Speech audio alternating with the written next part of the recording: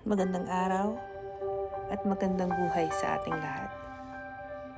Minsan, sa biyahe tayo natututo ng pinakamaraming leksyon, hindi ba?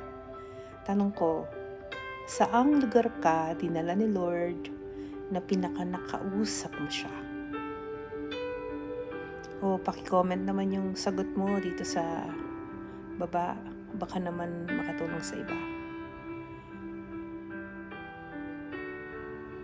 Again, this is your Tita Carmi from Hearts Awaken Daily. Salamat sa iyong panonood and I hope to see you again tomorrow. Salamat and God bless everyone. Bye!